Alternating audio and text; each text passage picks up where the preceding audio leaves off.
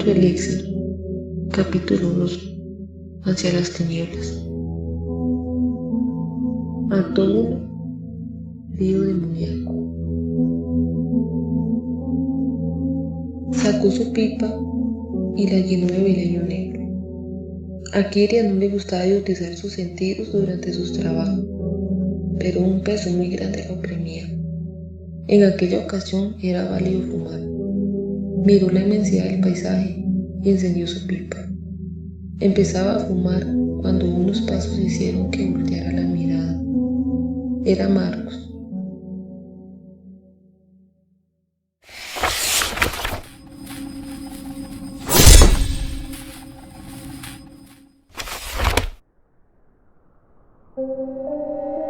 Pasaron algunas horas. Los efectos del beleño ya se habían disipado de sus cuerpos. Con algunos troncos cercanos rearmó y volvió a encender la fogata de la noche anterior. Marcus llevó a los corceles a comer a un lugar cercano donde crecía algo de hierba. Amnexia se despertó y se veía a lo lejos, corriendo y saltando como una niña entre las rocas que adornaban la mayor parte del paisaje. El camino de la mercenaria y sus compañeros continuó, pero no dijeron una sola palabra. Pasó un día más de cabalgata, por ende, decidieron acampar una vez más.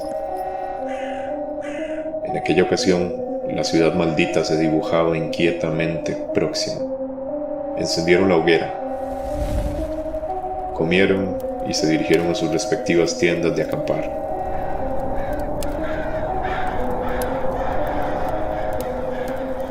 Todas las noches soñamos, pero a veces, al despertar, por alguna misteriosa razón, olvidamos nuestro sueño.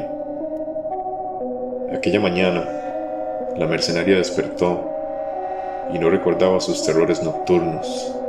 Quisiera nunca poder recordarlos, pensó para sus adentros. Amnexia y Marcus ya se encontraban despiertos, sentados dentro de la tienda de la chamana, conversando entre ellos. El frío del exterior no invitaba a salir. Tiritando de frío, la chamana se acercó a la mercenaria y le preguntó si no llevaba consigo algún cambio de ropa más abrigado que le prestase. Curiosa pregunta, viniendo de boca de Amnexia. La joven chamana iba casi desnuda, sus vestiduras no eran las adecuadas para viajar por el frío norte. La chamana se abrazó a sí misma en un intento por apaciguar el intenso y antinatural frío que los azotaba aquella mañana. La pobre se estaba muriendo de frío. Para la dicha de la joven Amnexia, Kiria acostumbraba a viajar siempre con 2 cambios completos de equipamiento. Decidió cederle uno a la joven Amnexia. Dada su profesión, la mercenaria usaba vestiduras muy ligeras. Su capa gris está hecha de seda, haciéndola muy liviana. Su jubón, sus pantalones, su cinturón y sus botas, todo había sido fabricado con cuero encantado de búfalo de Mazún. Se trataba de un equipo excelente. Lo más pesado eran las sombreras de acero. Amnexia se sentiría cómoda con un equipo de tan buena calidad. Kiria salió un momento y se dirigió a las alforjas de su caballo.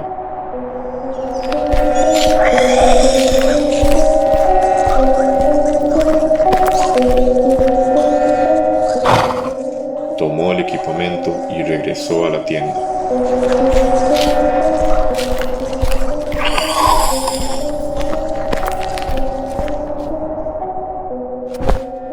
Amnexia temblaba.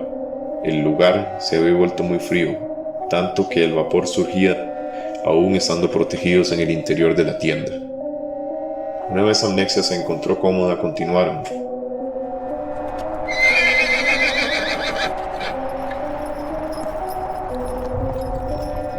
Los gélidos, punzantes e inclementes vientos les estaban dificultando de sobremanera el avance. En la mañana, cuando iniciaron la cabalgata, creyeron que era solo un mal día, pero luego descubrieron que no. La influencia mágica de la ciudad hacía sentir su furia desde muy lejos. El viento soplaba enardecido en todas las direcciones y una ventisca invernal se hizo presente, empeorando mucho las cosas.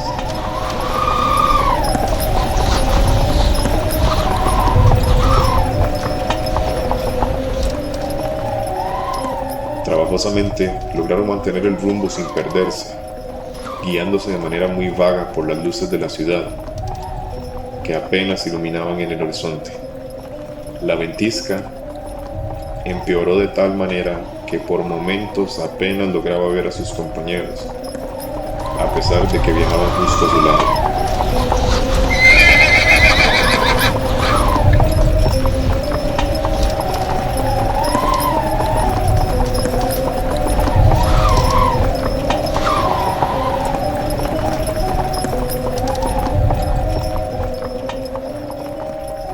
La impotencia invadió a Kiria, a Marcus y a Nexia. Los podrían atacar desde casi cualquier flanco, sin darles tiempo para reaccionar.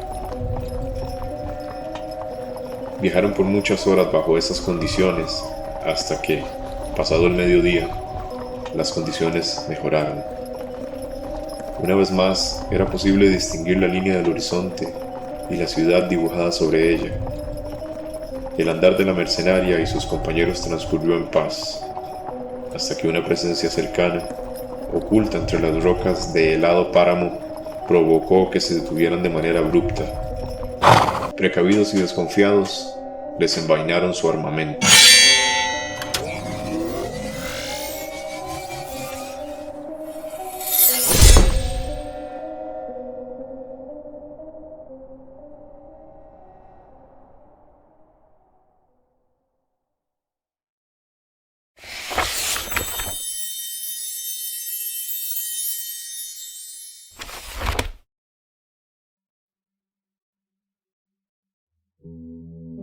A todos, el guerrero y la niña de los ojos carmesí. Almexia incitó a salir a aquel que se ocultaba entre las rocas del páramo y la ventisca, pero no obtuvo respuesta. Desmontaron a sus bestias. El misterio y la impotencia se hacían con los tres héroes. No sabían qué o quién los acechaba. Cada formación del viento y la ventisca los ponía alerta. El sonido siempre cambiante e inquietante del viento también los inquietaba. Alguien nos había estado vigilando desde hacía casi 2 días.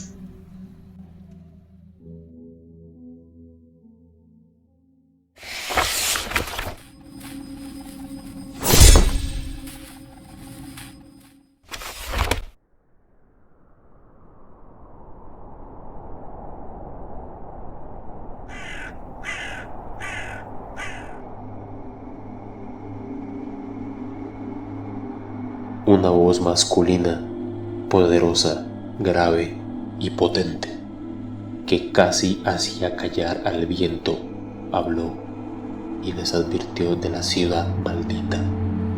Les aconsejó dar vuelta, que se alejaran. Marcus le exigió que se presentara ante ellos. Seguían sin hacer contacto visual con el hombre de la voz grave y profunda que se ocultaba. La mercenaria le exigió saber quién era. Sabían perfectamente que los había estado siguiendo desde que salieron del bosque de la matriarca Mag-Rai. Kiria pidió que le diera una razón por la cual no entrar en la ciudad maldita. Aquel, oculto entre la ventisca, les dijo que Cruz Escarlata era un lugar maléfico y muy peligroso. Hubo un corto e incómodo momento de silencio. Incluso la ventisca se detuvo por un breve instante.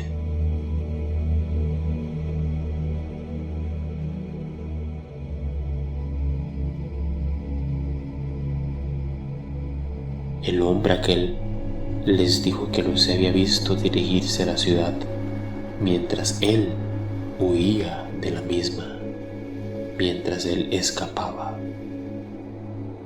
El tipo aquel no se atrevió a advertirles por temor a que Kiria y sus compañeros fuesen agentes de los hechiceros Sketward, enviados por ellos a darle cacería.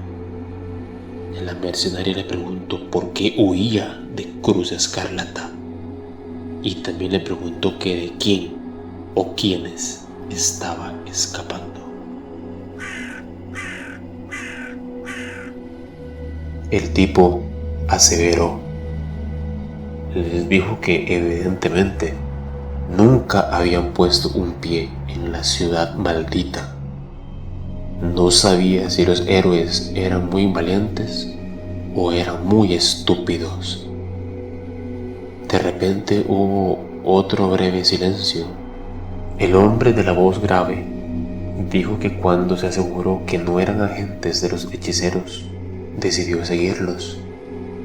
Y si se acercaban demasiado a la ciudad maldita, advertirles. Los héroes miraron alrededor, en la proximidad, intentando dar con la localización de aquel tipo, pero fue imposible. Se mantenía oculto entre la ventisca. Marcus preguntó la razón de su estadía en Cruz Escarlata. Pocas ciudades en Suralheim tienen tan mala fama como esa ciudad. El tipo oculto entre la ventisca les dijo que navegaba junto a su gente. Venían del norte, Celion, para ser exacto, un reino nórdico. Navegaron sin contratiempos, hasta que algo oculto en las aguas cercanas a Cruz Escarlata los atacó, casi destruyendo su barco.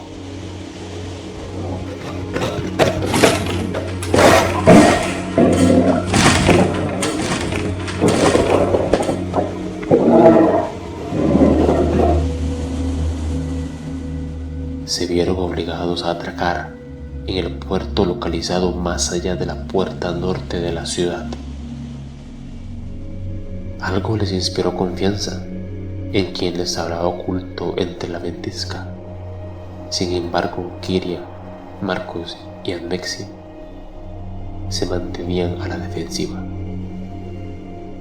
La mercenaria nuevamente lo invitó a salir y así poder conversar más tranquilos. Kiria le aseguró dos cosas: no trabajaban para los hechiceros que gobiernan esa jodida ciudad, y la segunda, le juró que no le harían daño. La mercenaria le dio su palabra. Sin embargo, no podía ser tan confiada, así que posó sus manos sobre las empuñaduras de sus armas, una en su daga, otra en su espada, previendo cualquier enfrentamiento. Kiria le dijo que si no confiaba en sus palabras, podía esperar oculto, que ellos de igual manera seguirían hacia el norte y él podría continuar hacia el sur. La mercenaria volteó la vista a Admexia y a Marcus, descubriendo que sus colegas también se encontraban en guardia. Admexia sostenía su báculo con fuerza, y Marcus había desenfundado su poderoso rifle mecano mágico. Inquietos, enfocaban la vista por entre la ventisca, intentando dar con aquella persona que les hablaba. Kiria sentía que estaba a merced de aquel que se ocultaba.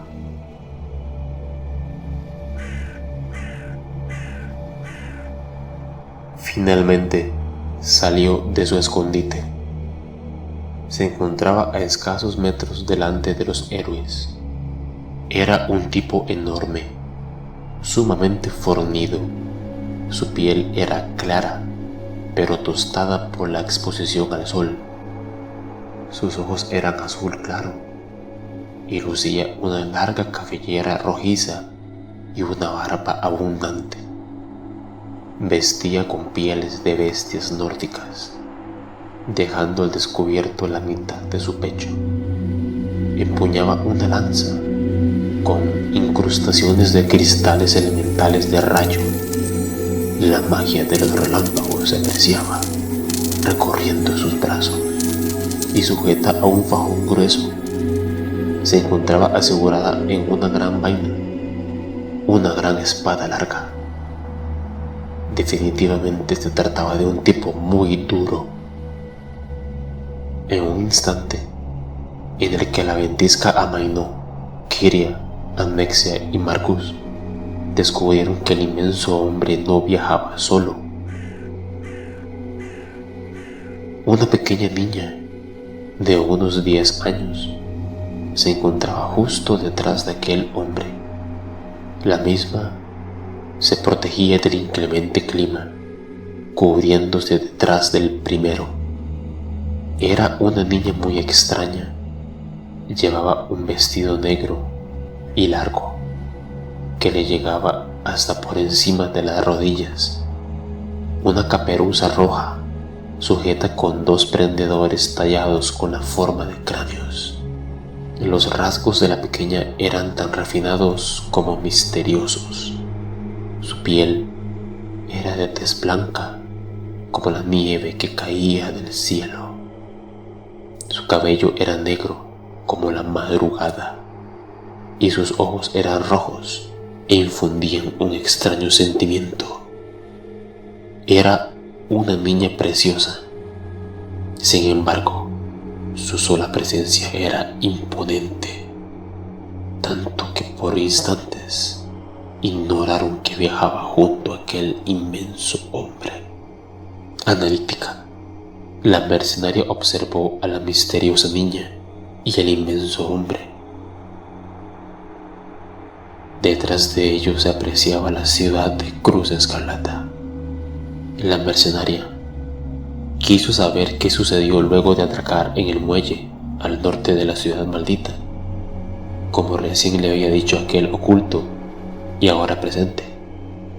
¿Y qué sucedió? ¿Qué lo hizo huir despavorido? La niña abrazó la pierna de aquel gran hombre. Este la miró y acarició su pequeña cabeza con aquellas inmensas manos.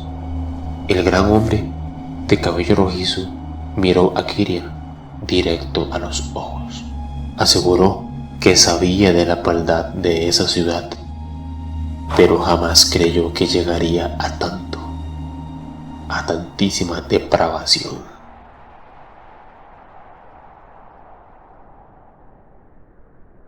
Kiria dijo que quizás estaban cometiendo el mismo error del pelirrojo y sus compañeros al atracar en ese muelle, internarse en esa condenada ciudad.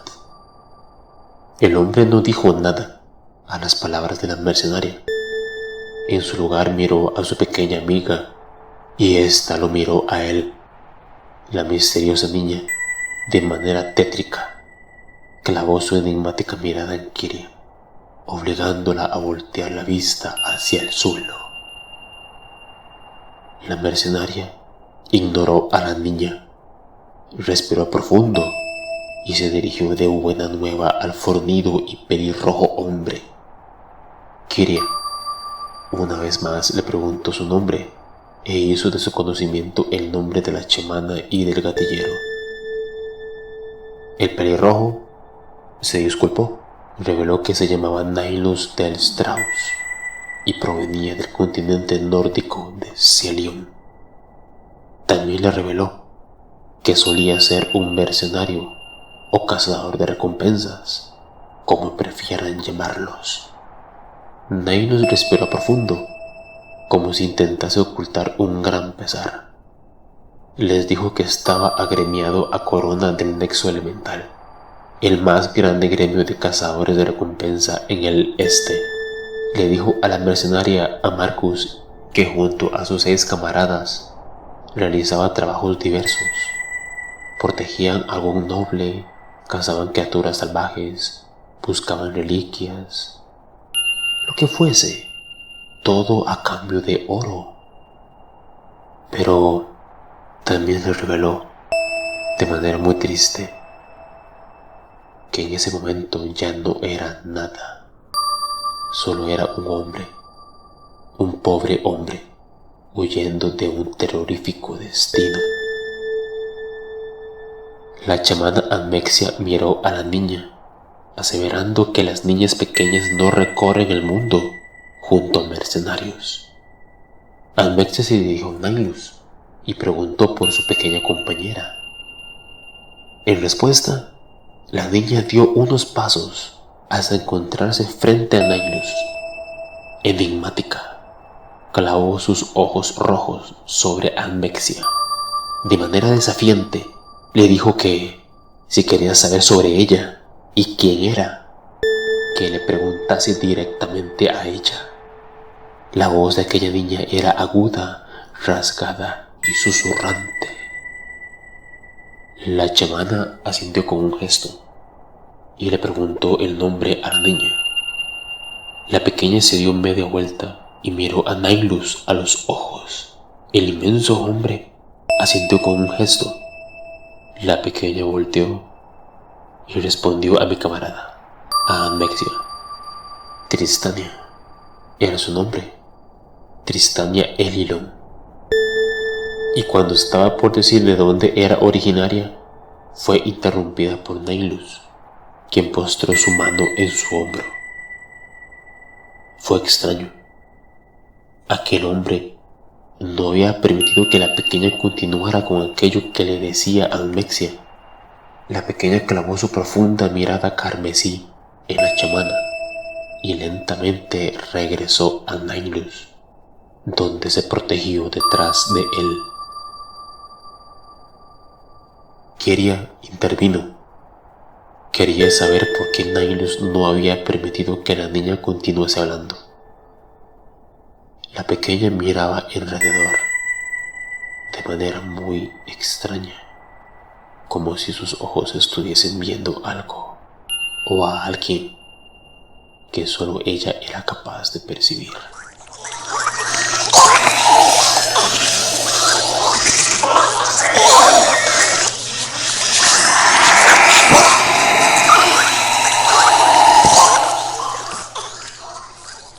Su mirada se quedaba fija en un punto y lo seguía con la mirada.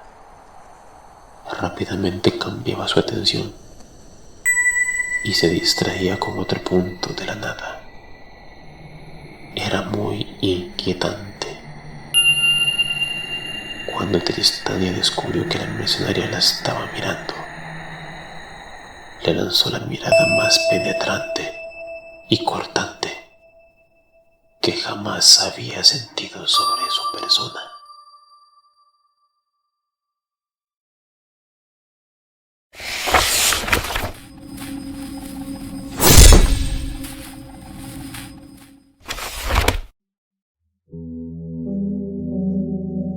Acto 3. ¿Dónde está tu Dios? ¿Dónde está tu demonio? Nihilus les dijo que con todo el respeto que se merecían, la niña no era un tema que les incumbiera. Agregó que la niña era su responsabilidad y viajaba con él. Nihilus no podía estar más en lo cierto. No era de la incumbencia de los héroes. Por ende, decidieron cambiar el tema.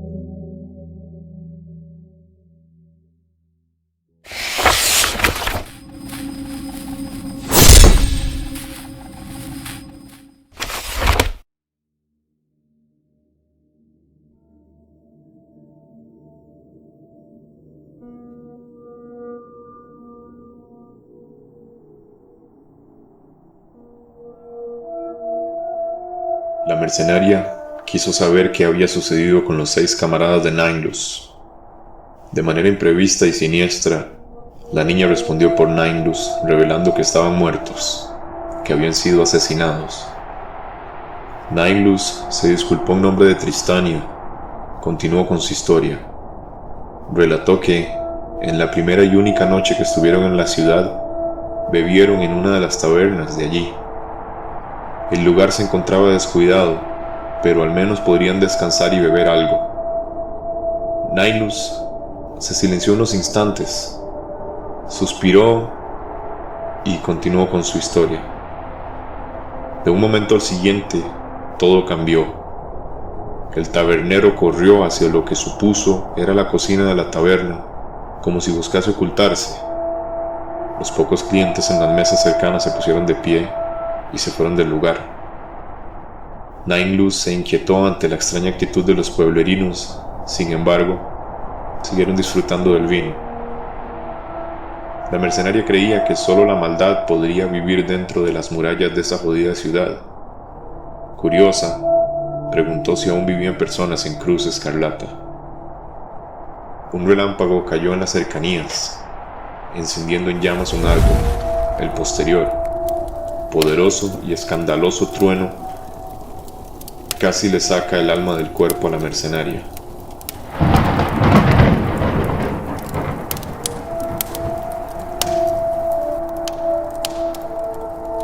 La niña dio un paso delante de Nainlus. Tristania, una vez más respondió por Nainlus. Le aseguró a la mercenaria que los señores de la ciudad saben que hablan de ellos y saben que ellos se dirigían a su ciudad. La pequeña, sin dejar de mirar hacia el árbol que ardía, le dijo a Kiria que las personas que aún vivían eran un montón de idiotas que se negaban a abandonar la ciudad de sus ancestros. Aimov y Likamoth los terminarán convirtiendo en muertos vivientes cuando así lo necesiten. La niña limpió la nieve de su vestido. La frialdad y la coherencia en las palabras de la pequeña erizó la piel de Kiria. Nainlus nuevamente se vio consumido en un tenebroso silencio. La niña tiró de los ropajes del inmenso hombre haciéndolo reaccionar. Él sonrió de manera cándida y siguió su historia. Retomó la historia y relató que cuando solo él y sus 6 camaradas se encontraban en la taberna, ingresó en el lugar una enorme criatura.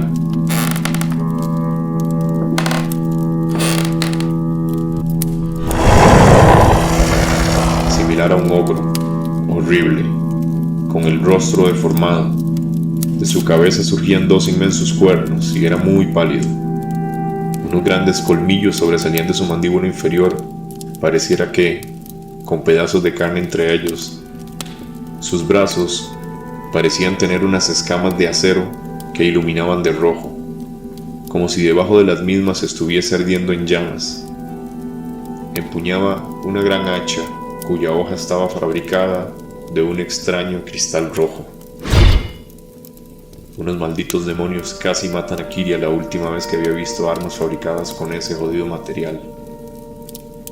La mercenaria suspiró tras recordar a Zaid, su catar de cristal rojo y el terror que vivió en la ciudad flotante de Efimia. Estaba segura que ese cristal tenía una relación muy cercana con los demonios y con la decadencia. Nainlus continuó su relato. Dijo que detrás de aquella aberración ingresaron varios sujetos encapuchados.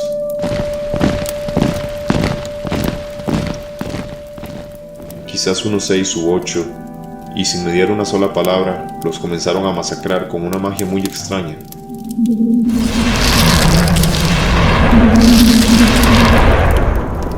Dos de sus camaradas fueron alcanzados por esferas mágicas que lanzaban aquellos extraños sujetos.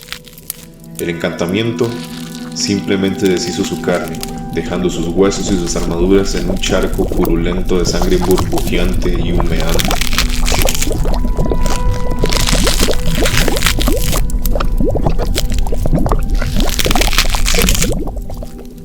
El inmenso hombre miró hacia la ciudad y por un instante su mirada se volvió iracunda.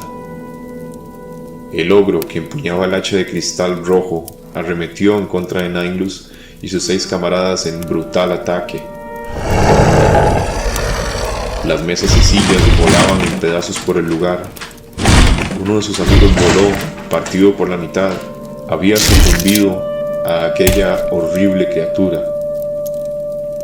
Intentaron defenderse, pero todo sucedió muy rápido. Los masacraron. Magia que deshace la carne. Amnesia dijo que había escuchado hablar de su maestro, de algo similar. La chamana miró a Nainlus y a Tristania y les dijo que cuando regresara a Adagam profundizaría en este tipo de magia. Nainlus miró a Amnexia y le dijo que nunca había visto magia tan atroz y depravada. Era inclusive más cruel y sacrílega que la magia nigromántica. El pelirrojo agregó que en un instante solo quedaban 4 de los 7. Había logrado dar muerte a casi todos los encapuchados. Los últimos 2 infelices asesinaron a otros 2 de sus compañeros, quedando solo Nainlus y un mago, quien era su mejor amigo y también el segundo al mando de su grupo de mercenarios. Con su lanza y la magia elemental de fuego de su camarada, dieron fin a uno de los 2 restantes y el último huyó. Sin embargo, su suplicio aún no había acabado. El ogro de la inmensa hacha roja se quedó a continuar con la batalla.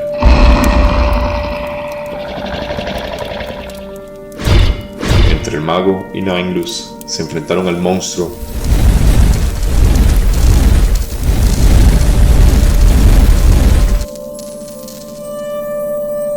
y lograron hacerlo caer.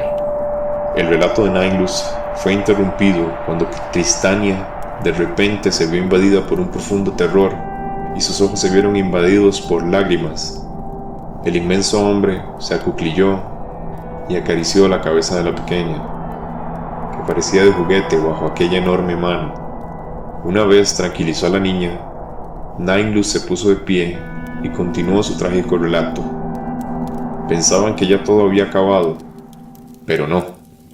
De repente entraron en el lugar 2 tipos con diferente vestimenta, un hombre y una mujer. Vestían color rojo sangre, y los 2 poseían largos cuernos que surgían de sus cráneos.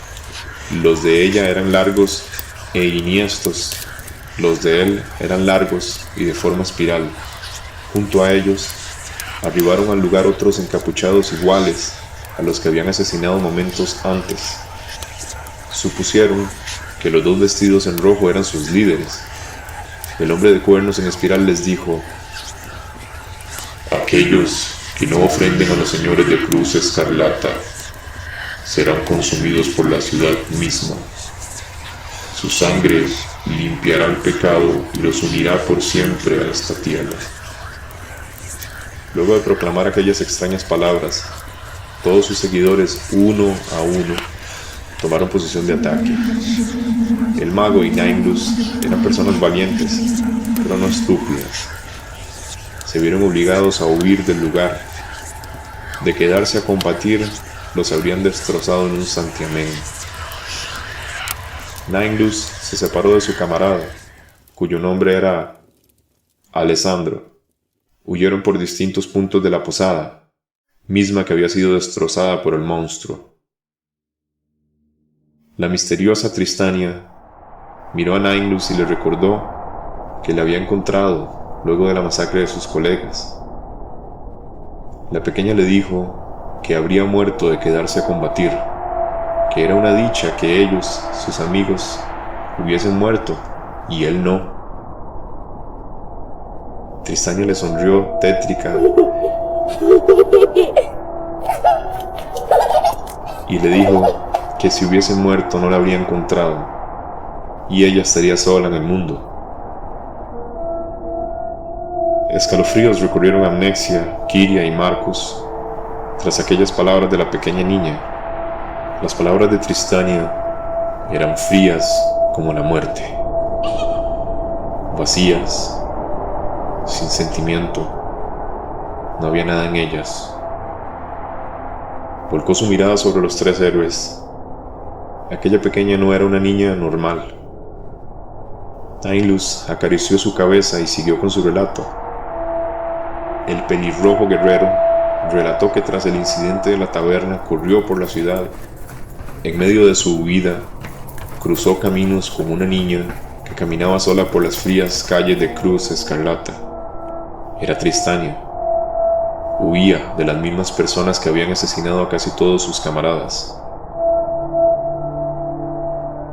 La mercenaria preguntó a la pequeña Tristania de quién huía. La pequeña, mal encarada y desdeñosa, le dijo a Kiria que ya Nainlus se lo había dicho, que no tenía por qué repetir nada. Pero sí le dijo Casi le aseguró que las personas que mataron a los amigos de Nainglus también los matarían a ellos.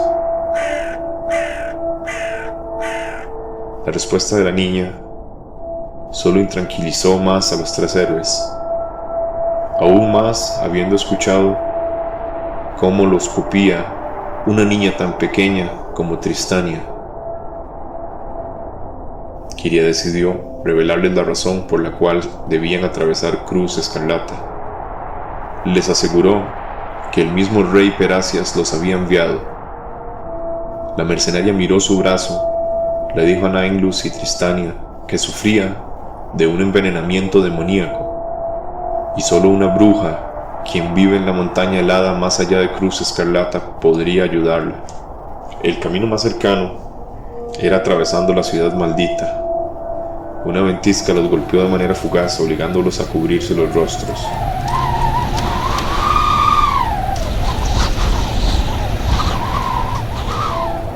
Kiria miró hacia la ciudad en la lejanía. La niña dio unos pasos adelante y se acercó a la mercenaria.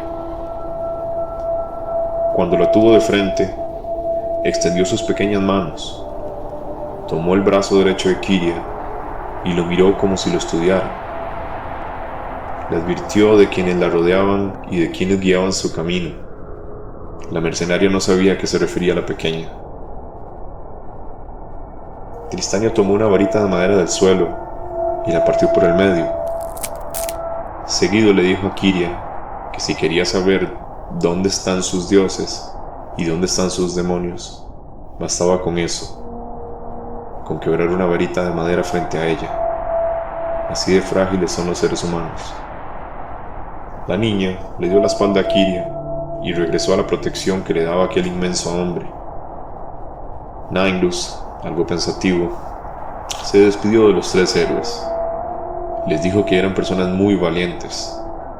Les aconsejó que cuando entrasen a la ciudad no pararan en ningún lugar. Es fácil entrar, lo difícil es salir. También les dijo que si lograban vencer a quienes gobiernan esa ciudad y algún día se encontraban de nuevo, les estarían inmensamente agradecidos. Nainglus no dijo una sola palabra más. Tomó a la pequeña Tristania y la colocó en su hombro izquierdo, y tras dedicarle una leve reverencia a los héroes, emprendió su camino. La pequeña le sonrió dulcemente al pelirrojo. El hombre se alejó y se perdió en la ventisca.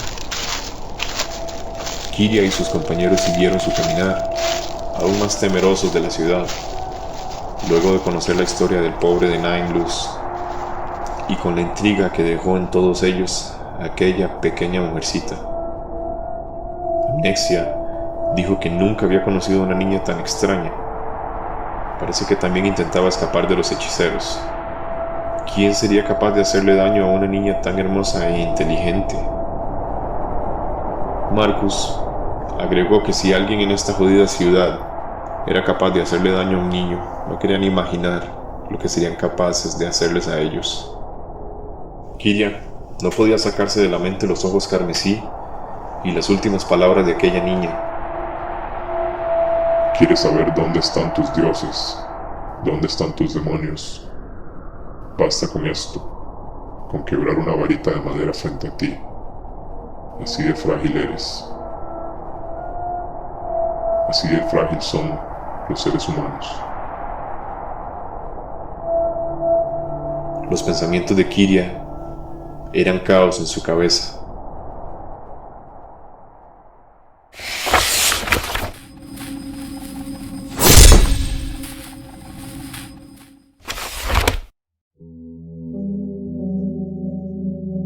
Acto 4. Qué terrible noche para estar maldita. Kiria estaba inquieto. Ese tipo, Nainglus, había dicho que pertenecía a la corona del nexo elemental. La mercenaria dijo que si sobrevivía a ese viaje lo buscaría.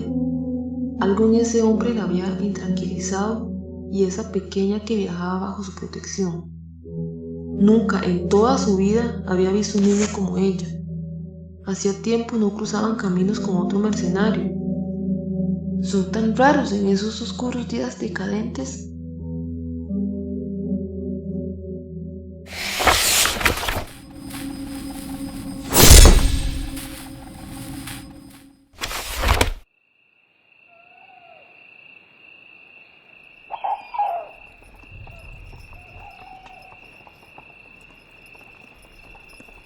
Cabalgar un poco más de día y medio a través de aquel tétrico paraje, decorado con soledad, rocas, árboles dispersos, nieve, ventiscas inclementes y un cielo color escarlata.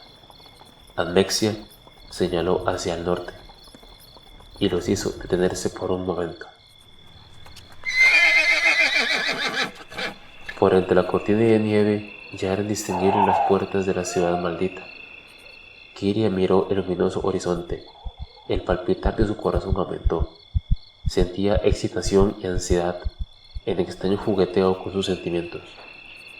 Tomó un respiro profundo e instó a sus amigos a seguir adelante sin titubear. Hizo un último esfuerzo por sacarse de la mente a aquel mercenario y a aquella pequeña niña. Luego de unos momentos, logró serenarse. Avanzaron en silencio. La tensión que se sentía en el ambiente era tanta que a veces hasta se les dificultaba respirar. Y finalmente, se encontraron ante las puertas de la ciudad, donde pudieron apreciar los torreones imponentes y vigilantes, vigías silenciosos. Una gran muralla rodeaba la ciudad partiéndose de cada uno de los extremos de la puerta.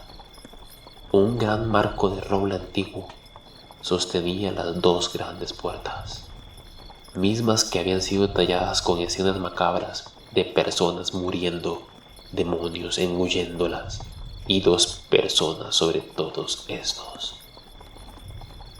El suelo era de adoquines de roca negra. La mayor parte de edificios eran casuchas construidas con madera y ladrillo. Si se alzaba la vista, era posible distinguir en la lejanía multitud de torres y en la cercanía algo que llamaba aún más la atención: las incontables estatuas que decoraban los edificios más grandes. La mayoría de los tallados de piedra representaban a personas con capuchas, personas santificadas, asumió la mercenaria, y las otras estatuas eran representaciones de espantosos demonios alados. Los hermosos ojos de Admexia se abrieron como platos ante la siniestra visión que se reflejó ante sus ojos. Era gigantesco. No creyeron que fuese distinguible desde donde se encontraban. La mercenaria no sabía de qué hablaba Admexia hasta que lo vio con sus propios ojos, en la lejanía, en la región más al norte de la ciudad. El corazón infecto y malevolente de la ciudad maldita, el tétrico y gigantesco castillo de los hechiceros de Cruz Escarlata.